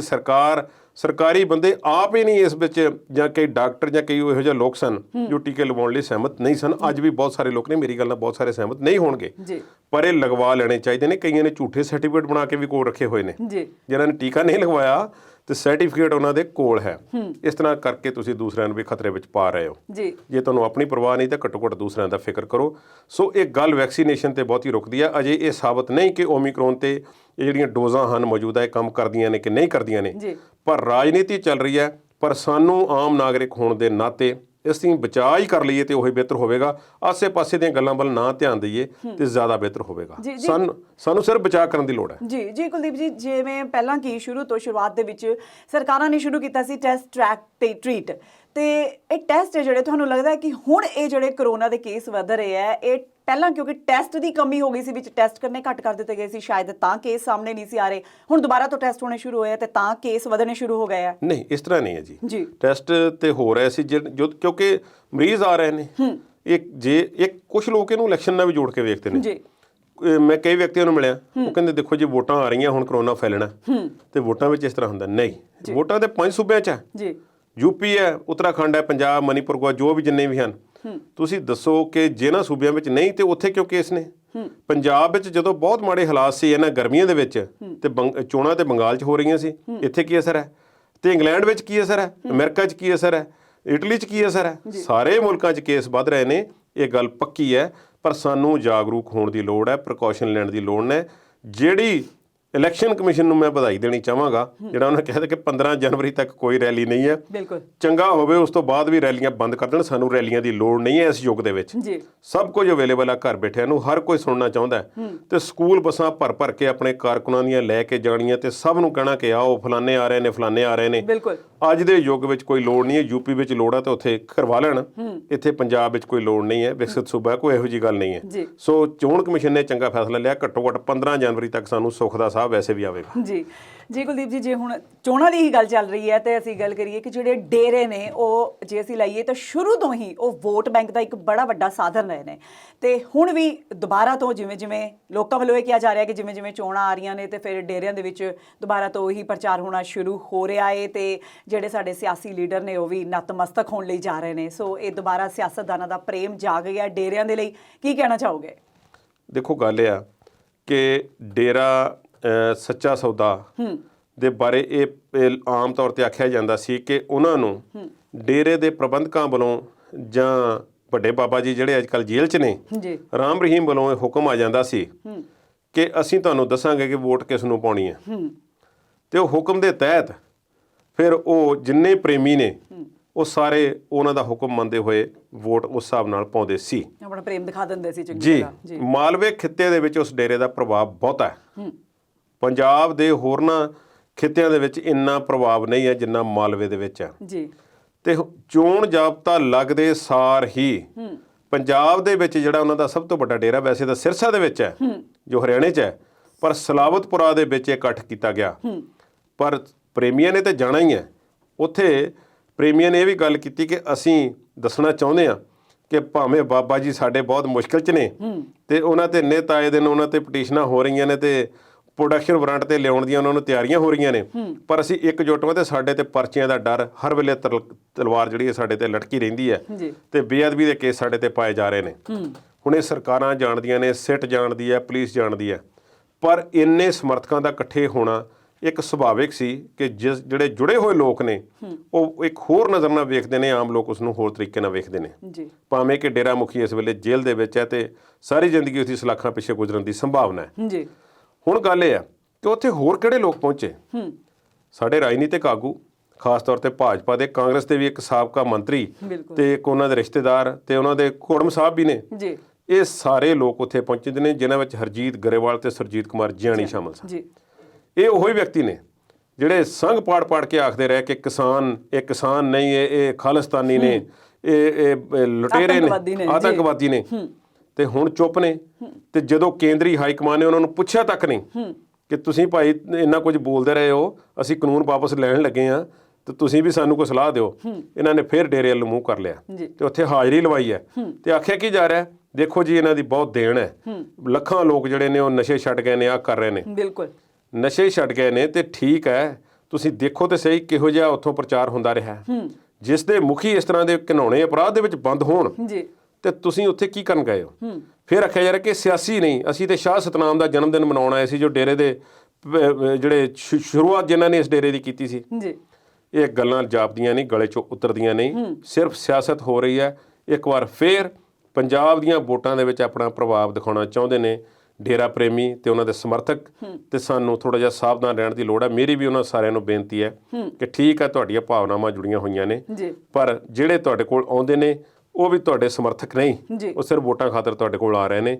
ਤੇ ਜਿਹੜੇ ਹੁਣ ਜਾਣ ਦੀ ਤਿਆਰੀ ਵਿੱਚ ਨੇ, ਹਾਲਾਂਕਿ ਫੋਟੋਆਂ ਦੇ ਵੈਸੇ ਸਾਰਿਆਂ ਦੀਆਂ ਹੁਣ ਤੱਕ ਆ ਚੁੱਕੀਆਂ ਨੇ, ਸ਼ਾਇਦ ਕੋਈ ਪੰਜਾਬ ਦਾ ਵੱਡਾ ਆਗੂ ਨਾ ਹੀ ਬਚਿਆ ਹੋਵੇ ਜਿਹਦੀਆਂ ਫੋਟੋਆਂ ਉੱਥੇ ਨਾ ਦੇਖੀਆਂ ਗਈਆਂ ਹੋਣ, ਪਰ ਕੋਈ ਚੰਗੀ ਗੱਲ ਨਹੀਂ। ਇਹ ਰੁਝਾਨ ਮਾੜਾ ਹੈ। ਹੋਰ ਵੀ ਕਈ ਡੇਰਿਆਂ ਦੇ ਨਾਮ ਆ ਰਹੇ ਨੇ ਜਿਹੜੇ ਕਈ ਕਾਰਨਾਂ ਕਰਕੇ ਪੰਜਾਬ ਵਿੱਚ ਰਾਜਨੀਤੀ 'ਚ ਪ੍ਰਭਾਵ ਪਾਉਣ ਦੀ ਇਸ ਵੇਲੇ ਕੋਸ਼ਿਸ਼ ਕਰ ਰਹੇ ਨੇ। ਜੀ ਕੁਲਦੀਪ ਜੀ, ਚੋਣਾਂ ਦੇ ਵਿੱਚ ਡੇਰਿਆਂ ਦਾ ਕੀ ਯੋਗਦਾਨ ਰਹੇਗਾ ਇਹ ਤਾਂ ਆਉਣ ਵਾਲਾ ਸਮਾਂ ਹੀ ਦੱਸੇਗਾ, ਪਰ ਬਿਕਰਮ ਮਜੀਠੀਆ ਨੂੰ ਹਾਈ ਕੋਰਟ ਤੋਂ ਰਾਹਤ ਮਿਲ ਗਈ ਹੈ। ਕੀ ਮਿਲੀ ਹੈ ਰਾਹਤ, ਜਾਣਾਂਗੇ ਬ੍ਰੇਕ ਤੋਂ ਬਾਅਦ।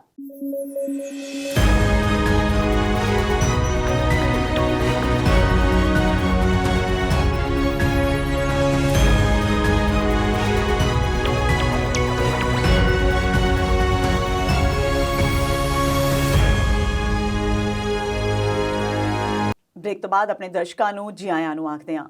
ਕੁਲਦੀਪ ਜੀ, ਬਿਕਰਮ ਸਿੰਘ ਮਜੀਠੀਆ ਨੂੰ ਹਾਈ ਕੋਰਟ ਵੱਲੋਂ ਰਾਹਤ ਦੇ ਦਿੱਤੀ ਗਈ ਹੈ, ਉਹਨਾਂ ਦੀ ਅੰਤਰਿਮ ਜ਼ਮਾਨਤ ਮਨਜ਼ੂਰ ਹੋ ਗਈ ਹੈ ਤੇ ਗ੍ਰਿਫਤਾਰੀ ਤੇ ਰੋਕ ਲੱਗ ਗਈ ਹੈ। ਹੁਣ ਤੁਹਾਨੂੰ ਕੀ ਲੱਗਦਾ ਕਿ ਬਿਕਰਮ ਸਿੰਘ ਮਜੀਠੀਆ ਬਸ ਬਾਹਰ ਆਉਣ ਦੀ ਤਿਆਰੀ 'ਚ ਨੇ? ਮੈਂ ਸਮਝਦਾ ਕਿ ਰਾਜਨੀਤਿਕ ਤੌਰ ਤੇ ਸਰਕਾਰ ਉਹਨਾਂ ਨੂੰ ਗ੍ਰਿਫਤਾਰ ਕਰਨ ਲਈ ਕਿੰਨੀ ਕੁ ਪੱਬਾਂ ਭਾਰ ਸੀ, ਮੈਨੂੰ ਇਸ ਗੱਲ ਤੇ ਥੋੜਾ ਜਿਹਾ ਸ਼ੱਕ ਹੈ। ਜੀ। ਤੁਹਾਨੂੰ ਯਾਦ ਕਰਾ ਦੇਵਾਂ, ਜਦੋਂ ਸਰਕਾਰੀ ਤੰਤਰ ਇਹਨਾਂ ਗੱਲਾਂ ਦੇ ਵਿੱਚ ਇਨਵੋਲਵ ਹੋ ਜਾਂਦਾ ਕਿਸੇ ਕੇਸਿਸ ਦੇ ਵਿੱਚ, ਤੇ ਫਿਰ ਕਿਸ ਤਰ੍ਹਾਂ ਦਾ ਪ੍ਰਭਾਵ ਛੱਡ ਸਕਦਾ ਤੁਸੀਂ ਆਪ ਸਮਝ ਸਕਦੇ ਹੋ। ਜੀ।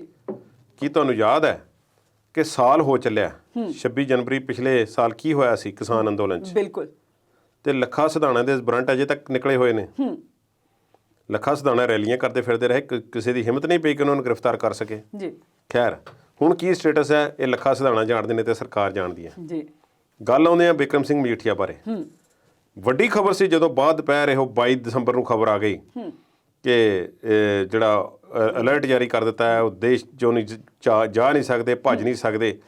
ਅੱਜ ਵੀ ਮਜੀਠੀਆ ਗ੍ਰਿਫਤਾਰ, ਕੱਲ੍ਹ ਨੂੰ ਵੀ ਗ੍ਰਿਫਤਾਰ ਤੇ ਪਰਸੋਂ ਨੂੰ ਵੀ ਗ੍ਰਿਫਤਾਰ। ਜੀ। ਫਿਰ ਹੌਲੀ ਹੌਲੀ ਲੋਕਾਂ ਨੂੰ ਭੁੱਲ ਗਿਆ ਚੇਤਾ ਤੇ ਮਜੀਠੀਆ ਕਿੱਥੇ ਨੇ ਕਿਸੇ ਨੂੰ ਯਾਦ ਨਾ ਰਿਹਾ। ਜੀ। ਜ਼ਾਬਤਾ ਲੱਗਿਆ, ਸੁਣਵਾਈ ਹੋਈ ਹੈ ਤੇ ਨਾਲ ਹੀ ਉਹਨਾਂ ਨੂੰ ਅਗਾਊਂ ਜ਼ਮਾਨਤ ਜਿਹੜੀ ਹੈ ਉਹ ਮਿਲ ਗਈ ਹੈ। ਜੀ। ਸਿੱਟ ਦੇ ਸਾਹਮਣੇ ਪੇਸ਼ ਹੋਣਾ ਸਵਾਲਾਂ ਜਵਾਬਾਂ ਲਈ। ਪਹਿਲੀ ਤਾਂ ਗੱਲ ਇਹ ਆ ਕਿ ਕੈਪਟਨ ਅਮਰਿੰਦਰ ਸਿੰਘ ਦੇ ਕੋਲੋਂ ਇਸ ਬਾਬਤ ਸਵਾਲ ਕੁਝ ਪੁੱਛਣੇ ਜਾਣੇ ਬਹੁਤ ਜ਼ਰੂਰੀ ਨੇ। ਜੀ। ਉਹ ਇਸ ਕਰਕੇ ਜੇ ਅਸੀਂ ਅੱਜ ਤੋਂ 5 ਸਾਲ ਜਾਂ 5.5 ਸਾਲ 6 ਸਾਲ ਪਿਛਾਂਹ ਨੂੰ ਰਿਵਾਈਂਡ ਕਰ ਲਈਏ ਜੀ ਤੇ ਉਹਨਾਂ ਦੀਆਂ ਸਟੇਜਾਂ ਤੋਂ ਰੈਲੀਆਂ ਤੋਂ ਕੀਤੀਆਂ ਤਕਰੀਰਾਂ ਸੁਣ ਲਓ ਕੈਪਟਨ ਅਮਰਿੰਦਰ ਸਿੰਘ ਦੀਆਂ। ਉਹ ਇਹ ਆਖਦੇ ਸੀ ਕਿ ਇਹ ਨਸ਼ੇ ਮੈਂ ਦੱਸਦਾ ਕੌਣ ਵੇਚਦਾ। ਜੀ ਬਿਲਕੁਲ। ਤੇ ਮੈਂ ਤਾਂ ਲਫ਼ਜ਼ ਵੀ ਨਹੀਂ ਵਰਤ ਸਕਦਾ ਜਿਹੜਾ ਲਫ਼ਜ਼ ਉਹ ਬਿਕਰਮ ਸਿੰਘ ਮਜੀਠੀਆ ਲਈ ਵਰਤਦੇ ਰਹੇ ਨੇ। ਬਿਲਕੁਲ। ਇਹਦਾ ਚਾਚਾ ਮੇਰੇ ਨਾਲ ਪੜ੍ਹਦਾ ਰਿਹਾ, ਇਹ ਪਤਾ ਨਹੀਂ ਕਿੱਥੋਂ ਪਰਿਵਾਰ ਦੇ ਵਿੱਚੋਂ, ਇਹੋ ਜਿਹੀਆਂ ਗੱਲਾਂ ਕੀਤੀਆਂ। ਜੀ। ਪਰਸਨਲ ਅਟੈਕ ਵੀ ਜਿਹੜੇ ਉਹ ਕਰਦੇ ਰਹੇ। ਫਿਰ ਇਹ ਵੀ ਸਮਝ ਆਇਆ ਕਿ ਕੈਪਟਨ ਅਮਰਿੰਦਰ ਸਿੰਘ ਜਿੱਥੇ ਕਿਤੇ ਉਹਨਾਂ ਨੂੰ ਮਿਲਦੇ ਸੀ ਤੇ ਬਿਕਰਮ ਸਿੰਘ ਮਜੀਠੀਆ ਚਾਚਾ ਜੀ ਕਹਿ ਕੇ ਉਹਨਾਂ ਦੇ ਗੋਡੀ ਹੱਥ ਲਾਉਂਦੇ ਸਨ। ਬਿਲਕੁਲ।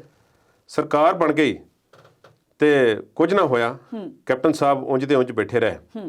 ਫਿਰ ਨਵਜੋਤ ਸਿੰਘ ਸਿੱਧੂ ਵਾਲਾ ਘਟਨਾਕ੍ਰਮ ਸ਼ੁਰੂ ਹੋ ਗਿਆ, ਚਰਨਜੀਤ ਚੰਨੀ ਮੁੱਖ ਮੰਤਰੀ ਬਣ ਗਏ। ਫਿਰ ਬਿਕਰਮਜੀਤ ਮਜੀਠੀਏ ਦੇ ਨਾਮ ਸਾਹਮਣੇ ਆ ਗਿਆ। ਜਗਦੀਸ਼ ਭੋਲਾ ਦੀਆਂ ਪੁਰਾਣੀਆਂ ਵੀਡੀਓ ਤੇ ਹੋਰ ਲੋਕਾਂ ਦੀਆਂ ਸਾਹਮਣੇ ਆ ਗਈਆਂ, ਕੌਣ ਕੀ ਕੀ ਕਰਦਾ ਰਿਹਾ। ਇੱਕ ਕੇਸ ਦਰਜ ਕਰ ਦਿੱਤਾ ਗਿਆ, FIR ਫਸਟ ਇਨਫੋਰਮੇਸ਼ਨ ਰਿਪੋਰਟ। ਉਹ ਰਿਪੋਰਟ ਕਿੰਨੇ ਸਾਲਾਂ ਬਾਅਦ ਦਰਜ ਹੋਈ ਹੋਊਗੀ ਤੇ ਉਸ ਵਿੱਚ ਕਿੰਨੀ ਕੁ ਉਸ ਵਿੱਚ ਊਣਤਾਈਆਂ ਹੋ ਸਕਦੀਆਂ ਨੇ, ਇਹ ਤੇ ਸਰਕਾਰੀ ਤੰਤਰ ਜਾਣਦਾ। ਪਰ ਬਿਕਰਮ ਮਜੀਠੀਆ, ਮੇਰਾ ਖਿਆਲ ਹੈ ਕਿ ਜਿਸ ਤਰੀਕੇ ਨਾਲ ਉਹਨਾਂ ਦੇ ਪਿੱਛੇ ਪੁਲਿਸ ਲੱਗਦਾ ਸੀ ਲੋਕਾਂ ਨੂੰ ਕਿ ਪੈ ਜਾਵੇਗੀ, ਉਸ ਤਰ੍ਹਾਂ ਹੋਇਆ ਨਹੀਂ ਤੇ ਹੁਣ ਉਹਨਾਂ ਨੂੰ ਜ਼ਮਾਨਤ ਮਿਲ ਗਈ ਹੈ। ਇਹ ਕੇਸ SIT ਹਾਲਾਂਕਿ ਅਗਾਊਂ ਜ਼ਮਾਨਤ ਹੈ, ਰੱਦ ਵੀ ਹੋ ਸਕਦੀ ਹੈ, ਪਰ ਅਦਾਲਤ ਨੇ ਇਸ ਮਾਮਲੇ ਦੇ ਵਿੱਚ ਜਿਹੜੀ ਉਹਨੂੰ ਰਾਹਤ ਦਿੱਤੀ ਹੈ ਵਾਕਿਆ ਬਹੁਤ ਵੱਡੀ ਹੈ। ਹੁਣ ਉਹ ਸ਼ਰੇਆਮ ਨਿਕਲ ਕੇ ਸਾਹਮਣੇ ਆਉਣਗੇ, ਬਿਲਕੁਲ ਨੋਮੀਨੇਸ਼ਨ ਵੀ ਭਰਨਗੇ ਕਿਉਂਕਿ ਮਜੀਠੀਏ ਤੋਂ ਉਮੀਦਵਾਰ ਉਹ ਐਲਾਨੇ ਜਾ ਚੁੱਕੇ ਨੇ ਜੀ, ਸੋ ਇਲੈਕਸ਼ਨ ਵੀ ਲੜਨਗੇ ਤੇ ਇਹ ਇਸ ਤਰ੍ਹਾਂ ਦਾ ਕੰਮ ਹੈ। ਦੂਸਰੇ ਪਾਸੇ ਇੱਕ ਹੋਰ ਆਗੂ ਪੰਜਾਬ ਦੇ ਸੁਖਪਾਲ ਸਿੰਘ ਖਹਿਰਾ, ਉਹਨਾਂ ਦੇ ਬੇਟੇ ਮਹਿਤਾਬ ਸਿੰਘ ਇੱਕ ਵਾਰੀ ਫੇਰ ਬੋਲੇ ਨੇ ਕਿ ਮੇਰੇ ਪਿਤਾ ਨੂੰ ਇੰਨੀ ਦੇਰ ਤੋਂ ਬਿਨਾਂ ਕਿਸੇ ਸਬੂਤਾਂ ਦੇ ਇਨਫੋਰਸਮੈਂਟ ਡਾਇਰੈਕਟਰ ਨੇ ਝੂਠੇ ਕੇਸਾਂ ਵਿੱਚ ਅੰਦਰ ਰੱਖਿਆ ਹੋਇਆ, ਉਹ ਵੀ ਸੁਣਵਾਈਆਂ ਹੋਣੀਆਂ ਨੇ ਕਿ ਉਹ ਚੋਣ ਲੜਨਗੇ ਕਿ ਨਹੀਂ ਲੜਨਗੇ। ਇਸ ਵਿੱਚ ਬਿਕਰਮ ਸਿੰਘ ਮਜੀਠੀਏ ਦੇ ਕੇਸ ਦੇ ਵਿੱਚ ਵੀ ਇੱਕ ਧਰਮ ਤੇ ਰਾਜਨੀਤੀ ਦਾ ਸੁਮੇਲ ਜਿਹਾ ਮਿਲਦਾ ਹੈ, ਆਉਂਦਾ ਜਾਂਦਾ ਦੱਸਿਆ ਜਾ ਰਿਹਾ, ਜਿਸ ਬਾਰੇ ਜ਼ਿਕਰ ਅਸੀਂ ਨਹੀਂ ਕਰਾਂਗੇ। ਪਰ ਸਭ ਕੁਝ ਚੱਲ ਰਿਹਾ, ਚੋਣਾਂ ਹੋਣੀਆਂ ਨੇ, ਇਸ ਤਰ੍ਹਾਂ ਦੇ ਹੋਰ ਵੀ ਕਈ ਕੁਝ ਜਿਹੜੇ ਨੇ ਸਾਡੇ ਸਾਹਮਣੇ ਘਟਨਾਕ੍ਰਮ ਨਿਕਲ ਕੇ ਸਾਹਮਣੇ ਆਉਣਗੇ। ਉਹਨਾਂ ਨੂੰ ਰਾਹਤ ਮਿਲ ਗਈ ਹੈ, ਬਿਕਰਮ ਸਿੰਘ ਮਜੀਠੀਆ ਨੂੰ ਇਹ ਗੱਲ ਪੱਕੀ ਹੈ ਜੀ। ਹਾਲਾਂਕਿ ਲੋਕ ਜਿਹੜੇ ਨੇ ਉਹ ਇੱਕ ਨਿਰਪੱਖ ਜਾਂਚ ਚਾਹੁੰਦੇ ਹੁੰਦੇ ਨੇ ਤੇ ਲੋਕ ਚਾਹੁੰਦੇ ਨੇ ਕਿ ਕੋਈ ਵੀ ਜਿਹੜਾ ਫੈਸਲਾ ਲਿਆ ਜਾਵੇ ਉਹ ਐਟਲੀਸਟ ਇਹੋ ਜਿਹਾ ਤਾਂ ਹੋਵੇ ਕਿ ਲੋਕ ਉਸ ਨੂੰ ਸਮਝ ਤਾਂ ਸਕਣ, ਕਿਉਂਕਿ ਕਦੋਂ ਆਉਂਦੇ ਨੇ ਇਹ ਲੋਕ ਜਿਹੜੇ ਸਿਆਸਤਦਾਨ, ਇਹ ਕਦੋਂ ਜਾ ਕੇ ਗਾਇਬ ਹੋ ਜਾਂਦੇ ਨੇ ਤੇ ਕਦੋਂ ਬਾਹਰ ਆ ਜਾਂਦੇ ਨੇ। ਹਾਲਾਂਕਿ ਅਸੀਂ ਸਾਰੇ ਚੰਗੀ ਤਰ੍ਹਾਂ ਜਾਣਦੇ ਹਾਂ ਕਿ ਚੋਣਾਂ ਦੇ ਮੱਦੇਨਜ਼ਰ ਇਹੋ ਜਿਹਾ ਕੁਝ ਹੁੰਦਾ ਜ਼ਰੂਰ, ਵਾਪਰਦਾ ਜ਼ਰੂਰ ਹੈ। ਤੇ ਜੇ ਹੁਣ ਅਸੀਂ ਸਮਾਜਿਕ ਮੁੱਦੇ ਦੀ ਗੱਲ ਕਰ ਲਈਏ ਕੁਲਦੀਪ ਜੀ, ਸਭ ਤੋਂ ਪਹਿਲਾਂ ਕਿ ਜਿਹੜੀ ਟੋਲ ਟੈਕਸ ਹੈ, ਜਦੋਂ ਕਿਸਾਨ ਅੰਦੋਲਨ ਚੱਲਦਾ ਰਿਹਾ, ਲੋਕ ਉਹਨਾਂ ਟੋਲ ਟੈਕਸ ਜਿਹੜੇ ਬਿਨਾਂ ਭਰੇ ਉਹਨਾਂ ਰੋਡਸ ਤੋਂ ਬੜੇ ਮਜ਼ੇ ਨਾਲ ਜਾਂਦੇ ਰਹੇ, ਆਉਂਦੇ ਰਹੇ। ਹਾਲਾਂਕਿ ਕਿਸਾਨ ਇਸ ਦਾ ਖਮਿਆਜ਼ਾ ਜ਼ਰੂਰ ਭੁਗਤਦੇ, ਉਹ ਬਾਰਡਰਾਂ 'ਤੇ ਜਾ ਕੇ ਠੰਡ, ਗਰਮੀ, ਬਰਸਾਤ ਨੂੰ ਝੱਲਦੇ ਰਹੇ। ਪਰ ਜਿਹੜੇ ਆਮ ਲੋਕ, ਸਾਡੇ ਵਰਗੇ ਜਿਹੜੇ ਲੋਕ ਨੇ, ਉਹ ਟੋਲ ਟੈਕਸ ਤੋਂ ਬਿਨਾਂ ਕੁਝ ਦਿੱਤਿਆਂ ਲੰਘਦੇ ਰਹੇ ਨੇ ਤੇ ਹੁਣ ਟੋਲ ਟੈਕਸ ਦੁਬਾਰਾ ਲੱਗ ਗਏ ਨੇ। ਪਰ ਟੋਲ ਟੈਕਸ ਦੇ ਪਿੱਛੇ ਕਾਫੀ ਲੰਬੀਆਂ ਕਹਾਣੀਆਂ ਸਾਡੇ ਸਾਹਮਣੇ ਆਉਂਦੀਆਂ ਨੇ, ਸੋ ਕੀ ਕਹਿਣਾ ਚਾਹੋਗੇ? ਟੋਲ ਟੈਕਸ ਦੇ ਬਾਰੇ ਆਮ ਤੌਰ 'ਤੇ ਜਿਹੜੀ ਰਾਜਨੀਤੀ ਹੁੰਦੀ ਹੈ ਜਾਂ ਜਾਣਕਾਰੀ ਹੁੰਦੀ ਹੈ, ਉਹ ਉਸ ਨੂੰ ਆਮ ਲੋਕਾਂ ਤੋਂ ਬੜਾ ਦੂਰ ਰੱਖਿਆ ਜਾਂਦਾ ਹੈ ਜੀ। ਇਹ ਕਿਵੇਂ ਠੇਕੇ ਦਿੱਤੇ ਗਏ, ਕਿੰਨੇ ਸਾਲ ਲਈ ਦਿੱਤੇ ਗਏ, ਉਸ ਦਾ ਟੋਲ ਟੈਕਸ ਕਿੰਨੀ ਦਰ ਨਾਲ ਵਧਾਉਣਾ ਹੈ, ਕਿਹਨੂੰ ਐਗਜ਼ੈਂਪਟ ਕਰਨਾ ਹੈ, ਕਿਹਨੂੰ ਨਹੀਂ ਕਰਨਾ ਹੈ, ਇਹ ਸਭ ਕੁਝ ਰੌਲੇ ਗੋਲੇ ਦੇ ਵਿੱਚ ਲੰਘਦਾ ਹੈ ਜੀ। ਭਾਰਤ ਦੇ ਵਿੱਚ ਇਹ ਸਿਸਟਮ ਟੋਲ ਟੈਕਸਾਂ ਵਾਲਾ ਪਿਛਲੇ 10 ਕੁ ਸਾਲਾਂ ਤੋਂ, 10-11 ਸਾਲ ਤੋਂ ਸ਼ੁਰੂ ਹੋਇਆ, ਜਦੋਂ ਆਮ ਲੋਕਾਂ ਨੂੰ ਬੰਨ੍ਹ ਦਿੱਤਾ ਗਿਆ ਕਿ ਤੁਸੀਂ ਕੋਈ ਸੜਕ ਜਿਹੜੀ ਚੰਗੀ ਸੜਕ ਹੈ ਤੁਸੀਂ ਜਾ ਨਹੀਂ ਸਕਦੇ। ਬਿਲਕੁਲ ਪੰਜਾਬ ਦੇ ਕੁਝ ਜ਼ਿਲ੍ਹਿਆਂ ਤੋਂ ਚੰਡੀਗੜ੍ਹ ਤੱਕ ਦਾ ਸਫ਼ਰ ਕਰਨਾ ਹੋਵੇ ਤੇ 5 ਜਾਂ 6 ਵਾਰੀ ਵੀ ਰਾਜਧਾਨੀ ਨੂੰ ਜਾਣ ਲਈ ਟੋਲ ਟੈਕਸ ਦੇਣਾ ਪੈਂਦਾ ਹੈ ਜੀ। ਪੰਜਾਬ ਯੂਨੀਵਰਸਿਟੀ ਵਿੱਚ ਹੁਸ਼ਿਆਰਪੁਰ ਦੇ ਕਿਸੇ ਵਿਦਿਆਰਥੀ ਨੇ ਜਾਣਾ ਹੋਵੇ ਤਾਂ ਉਸਨੂੰ 5 ਵਾਰੀ ਟੋਲ ਟੈਕਸ ਦੇਣਾ ਪਵੇਗਾ ਜੀ, ਜੇ ਉਸਨੇ ਆਪਣੀ ਕਨਵੈਂਸ ਦੇ ਵਿੱਚ ਜਾਣਾ ਹੈ ਜੀ। ਹੁਣ ਇਹ ਟੋਲ ਟੈਕਸ ਕਿੱਦਾਂ ਭਾਰੀ ਪੈ ਰਿਹਾ ਲੋਕਾਂ ਤੇ ਸੜਕਾਂ ਬਣਾਉਣ ਦੇ ਨਾਂ ਤੇ ਲੋਕਾਂ ਤੋਂ ਕੀ ਕੁਝ ਜਿਹੜਾ ਹੈ ਉਹ ਉਗਰਾਇਆ ਜਾ ਰਿਹਾ, ਇਸ ਦੀ ਇੱਕ ਉਦਾਹਰਨ ਮੈਂ ਤੁਹਾਡੇ ਸਾਹਮਣੇ ਪੇਸ਼ ਕਰਨੀ ਚਾਹੁੰਦਾ ਜੀ। ਤੇ ਕੀ ਸਾਡੀ ਜ਼ਿੰਦਗੀ ਬਿਹਤਰ ਹੋਈ ਹੈ ਟੋਲ ਟੈਕਸਾਂ ਵਾਲੀਆਂ ਸੜਕਾਂ ਨਾਲ ਜੀ? ਉੱਤਰ ਪ੍ਰਦੇਸ਼ ਦੇ ਇੱਕ NH-24 ਨੈਸ਼ਨਲ ਹਾਈਵੇ 24 ਦੀ ਇੱਕ ਰਿਪੋਰਟ ਹੈ ਜੀ। ਇਹ ਟੋਲ ਟੈਕਸ ਵਾਲੀਆਂ ਸੜਕਾਂ ਦੀ ਜਾਣਕਾਰੀ ਉਦੋਂ ਹੀ ਨਿਕਲ ਕੇ ਸਾਹਮਣੇ ਆਉਂਦੀ ਹੈ ਜਦੋਂ ਕੋਈ ਰਾਈਟ ਟੂ ਇਨਫੋਰਮੇਸ਼ਨ ਐਕਟ ਦੇ ਤਹਿਤ ਕੋਈ ਐਪਲੀਕੇਸ਼ਨ ਪਾਉਂਦਾ ਹੈ ਤੇ ਫਿਰ ਥੋੜੀ ਜਿਹੀ ਜਾਣਕਾਰੀ ਜਿਹੜੀ ਉਸਨੂੰ ਦੇ ਦਿੱਤੀ ਜਾਂਦੀ ਹੈ, ਬਾਕੀ ਫਿਰ ਲੁਕੋ ਲਈ ਜਾਂਦੀ ਹੈ ਜੀ। ਹਾਪੜ ਤੇ ਮੁਰਾਦਾਬਾਦ ਦੇ ਵਿੱਚ 35 ਕਿਲੋਮੀਟਰ ਲੰਬੇ ਇੱਕ ਹਾਈਵੇ ਦੀ ਡਿਟੇਲ ਜਿਹੜੀ ਹੈ ਉਹ ਸਾਹਮਣੇ ਆਈ ਹੈ। ਇਸ ਵਿੱਚ 2017 ਤੋਂ ਲੈ ਕੇ 2021 ਤੱਕ ਦੇ ਅੰਕੜੇ ਜਿਹੜੇ ਸੀ ਉਹ ਸਰਕਾਰ ਨੇ ਦਿੱਤੇ, ਹਾਲਾਂਕਿ ਅਪੀਲਕਰਤਾ ਨੇ ਜ਼ਿਆਦਾ ਅੰਕੜੇ ਮੰਗੇ ਸਨ। ਉਹਨਾਂ ਨੂੰ ਦੱਸਿਆ ਗਿਆ, ਉਹਨਾਂ ਨੇ ਪੁੱਛਿਆ ਸੀ ਕਿ ਇਸ 35 ਕਿਲੋਮੀਟਰ ਦੇ ਏਰੀਏ ਵਿੱਚ 5 ਸਾਲ 4.5 ਸਾਲ ਦੇ ਵਿੱਚ ਕਿੰਨੀਆਂ ਮੌਤਾਂ ਹੋਈਆਂ ਨੇ। ਉਹਨਾਂ ਨੇ ਦੱਸਿਆ ਜੀ 900 ਮੌਤਾਂ ਹੋਈਆਂ ਨੇ ਐਕਸੀਡੈਂਟਾਂ ਵਿੱਚ। ਰਾਸ਼ਟਰੀ ਰਾਜਮਾਰਗ ਦੀ ਦੇਖ ਰੇਖ ਕਰਨ ਵਾਲੀ ਸੰਸਥਾ ਜਿਹੜੀ NHAI ਹੈ, ਉਹਨਾਂ ਨੇ ਜਾਣਕਾਰੀ ਦਿੱਤੀ ਹੈ ਕਿ ਇਸ 58 ਕਿਲੋਮੀਟਰ ਦੇ ਮਾਈਲਸਟੋਨ ਤੋਂ ਲੈ ਕੇ 93 ਕਿਲੋਮੀਟਰ ਤੱਕ ਇਸ ਵਿੱਚ ਇਹਦਾ ਜਿਹੜਾ ਟੋਲ ਪੈਂਦੇ ਆ, ਇਸ ਵਿੱਚ ਨੈਨੀਤਾਲ ਤੇ ਉੱਤਰਾਖੰਡ ਨੂੰ ਜੋੜਨ ਵਾਲੇ ਖਾਸ ਲਿੰਕ ਸ਼ਾਮਲ ਹੈ। ਬਹੁਤ ਸਾਰੇ ਲੋਕ ਇੱਥੋਂ ਟਰੈਵਲ ਕਰਦੇ ਆ। ਇਸ ਨੂੰ ਬਣਾਉਣ ਦੇ ਵਿੱਚ ਇੰਨੀ ਸਟ੍ਰੈਚ ਨੂੰ 35 ਕਿਲੋਮੀਟਰ ਨੂੰ 195 ਕਰੋੜ ਰੁਪਏ ਖਰਚ ਹੋਏ ਜਦ ਕਿ ਨਵੰਬਰ 2017 ਤੋਂ ਲੈ ਕੇ ਨਵੰਬਰ 2021 ਤੱਕ 272 ਕਰੋੜ ਰੁਪਏ ਉਗਰਾਏ ਜਾ ਚੁੱਕੇ ਨੇ ਲੋਕਾਂ ਤੋਂ ਜੀ ਹੁਣ ਤੱਕ। ਹੁਣ ਇਸ ਦੇ ਵਿੱਚ ਹੋਰ ਵੀ ਡਿਟੇਲ ਹੈ। ਹਰ ਸਾਲ ਮੌਤਾਂ ਦੇ ਬਾਰੇ ਮੈਂ ਦੱਸ ਚੁੱਕਾ ਕਿ ਇਹਦੇ ਵਿੱਚ ਹਾਲਾਂਕਿ ਇੱਥੋਂ 60,000 ਗੱਡੀਆਂ ਇਸ ਹਾਈਵੇ ਦੇ ਉੱਪਰੋਂ ਰੋਜ਼ ਗੁਜ਼ਰਦੀਆਂ ਨੇ ਜੀ। ਹੁਣ ਜੇ 190 ਕਰੋੜ ਲਾ ਕੇ 272 ਕਰੋੜ ਉਹਨਾਂ ਦੀ ਆਮਦਨੀ ਹੋ ਚੁੱਕੀ ਹੈ, ਚਲੋ ਹੋਰ ਖਰਚੇ ਵੀ ਮੇਨਟੇਨੈਂਸ ਦੇ ਵੀ ਤੇ EMPLOYEES ਵੀ ਹੋਣਗੇ, ਤੇ ਤੁਸੀਂ ਇਹ ਅੰਦਾਜ਼ਾ ਮੋਟਾ ਹਰਪ੍ਰੀਤ ਜੀ ਲਾ ਸਕਦੇ ਹੋ ਕਿ 2 ਜਾਂ 3 ਸਾਲ ਜਾਂ 4 ਸਾਲ ਕੋਈ ਕੰਪਨੀ ਟੋਲ ਉਗਰਾ ਲਵੇ ਤੇ ਉਹਨਾਂ ਦੇ ਪੈਸੇ ਵਾਧੂ ਉਹਨਾਂ ਨੂੰ ਬਚਣਗੇ। ਚਲੋ ਫਾਇਦੇ ਲਈ ਕਰਦੇ ਨੇ, ਉਹ ਬਰਾਬਰ ਹੋਣ ਲਈ ਤੇ ਨਹੀਂ ਕਰਦੇ, ਪਰ ਕਹਿੰਦੇ ਨੇ ਕਿ ਅਜੇ 20 ਸਾਲ ਦਾ ਠੇਕਾ ਉਹਨਾਂ ਕੋਲ ਹੋਰ ਹੈ ਤੇ ਹਰ ਸਾਲ ਉਹਨਾਂ ਦੀ ਫੀਸ ਵਧਣੀ ਹੈ। ਬਿਲਕੁਲ। ਜਿਹੜਾ 272 ਕਰੋੜ ਹੈ ਇਹ ਜਦੋਂ ਤੱਕ ਖਤਮ ਹੋਣਾ ਹੈ ਇਹ 500 ਕਰੋੜ ਤੋਂ ਉੱਪਰ ਮਾਲੀਆ ਜਾਵੇਗਾ ਜੀ। ਇਸ ਤਰ੍ਹਾਂ ਲੁੱਟਿਆ ਜਾ ਰਿਹਾ ਹੈ। ਇਹ ਮੈਂ ਇਹ ਨਹੀਂ ਕਹਿ ਰਿਹਾ ਕਿ ਨਿਰੀ ਲਿਟ ਖਸੋਟ ਹੈ, ਪਰ ਇਸ ਮਾਮਲੇ ਵਿੱਚ ਸਰਕਾਰਾਂ ਸੁੱਤੀਆਂ ਹੋਈਆਂ ਨੇ ਜੀ ਤੇ ਓਵਰਲੋਡਡ ਗੱਡੀਆਂ ਤੇ ਹੋਰ ਚੀਜ਼ਾਂ ਤੇ ਐਗਜ਼ੈਂਪਟ ਗੱਡੀਆਂ ਦੇ ਮਾਮਲੇ ਦੇ ਵਿੱਚ ਵੱਡਾ ਓਲਾ ਹੈ। ਤੇ ਜੋ ਲੋਕਾਂ ਨਾਲ ਵਾਅਦੇ ਕੀਤੇ ਹੋਏ ਨੇ, ਜੋ ਅੰਦਰ ਖਾਤੇ ਸਮਝੌਤੇ ਹੋ ਕੇ ਜਿਹੜੇ MOU ਸਾਈਨ ਹੋਏ ਨੇ, ਜਾਂ ਜੋ ਕੰਪਨੀਆਂ ਦੇ ਨਾਲ ਵੱਡੇ ਵੱਡੇ ਕੰਟਰੈਕਟ ਹੋਏ ਨੇ, ਉਹ ਆਮ ਲੋਕਾਂ ਦੀ ਪਹੁੰਚ ਤੱਕ ਨਹੀਂ। ਸਾਰਾ ਕੁਝ ਓਲਾ ਰੱਖਿਆ ਜਾ ਰਿਹਾ ਹੈ। ਲੋਕਾਂ ਨੂੰ ਸਹੂਲਤ ਕਿਸ ਤਰ੍ਹਾਂ ਦੀ ਮਿਲ ਰਹੀ ਹੈ ਤੇ ਉਹਨਾਂ ਨੂੰ ਦਿੱਤਾ ਕੀ ਜਾ ਰਿਹਾ ਤੇ ਉਹਨਾਂ ਦੀ ਜੇਬ ਦੇ ਵਿੱਚੋਂ ਕੀ ਕੱਢਿਆ ਜਾ ਰਿਹਾ, ਇਸ ਬਾਰੇ ਸਾਨੂੰ ਸੋਚਣ ਦੀ ਲੋੜ ਹੈ। ਜੀ ਕੁਲਦੀਪ ਜੀ, ਟੋਲ ਟੈਕਸ ਦੇ ਨਾਮ ਤੇ ਜੇ ਅਸੀਂ ਕਹੀਏ ਤਾਂ ਲੋਕਾਂ ਦੀ ਲੁੱਟ ਖਸੁੱਟ ਕੀਤੀ ਜਾ ਰਹੀ ਹੈ। ਹਾਲਾਂਕਿ ਮੋਦੀ ਸਰਕਾਰ ਵੱਲੋਂ ਇਹ ਕਿਹਾ ਗਿਆ ਸੀ ਇੱਕ ਦੇਸ਼ ਇੱਕ ਟੈਕਸ, ਪਰ ਉਸ ਤੋਂ ਇਲਾਵਾ ਵੀ ਬਹੁਤ ਸਾਰੇ ਟੈਕਸ ਹੈ ਜਿਹੜੇ ਦੇਸ਼ ਦੀ ਜਨਤਾ ਦੇ ਰਹੀ ਹੈ। ਇਹ ਲੁੱਟ ਖਸੁੱਟ ਕਦੋਂ ਖਤਮ ਹੋਏਗੀ ਇਹ ਤਾਂ ਆਉਣ ਵਾਲਾ ਸਮਾਂ ਹੀ ਦੱਸੇਗਾ। ਕੁਲਦੀਪ ਜੀ, ਤੁਸੀਂ ਸਟੂਡੀਓ ਵਿੱਚ ਆਏ, ਦਰਸ਼ਕਾਂ ਨਾਲ ਆਪਣੇ ਵਿਚਾਰ ਸਾਂਝੇ ਕੀਤੇ, ਤੁਹਾਡਾ ਬਹੁਤ-ਬਹੁਤ ਸ਼ੁਕਰੀਆ। ਸੋ ਇਹ ਸੀ ਅੱਜ ਦਾ ਪ੍ਰੋਗਰਾਮ ਵਿਚਾਰ ਚਰਚਾ। ਨਵੇਂ ਮੁੱਦਿਆਂ ਤੇ ਨਵੀਂ ਚਰਚਾ ਨਾਲ ਫਿਰ ਤੋਂ ਹਾਜ਼ਰ ਹੋਵਾਂਗੇ। ਤਦ ਤੱਕ ਲਈ ਆਗਿਆ ਦਿਓ। ਸਤਿ ਸ਼੍ਰੀ ਅਕਾਲ।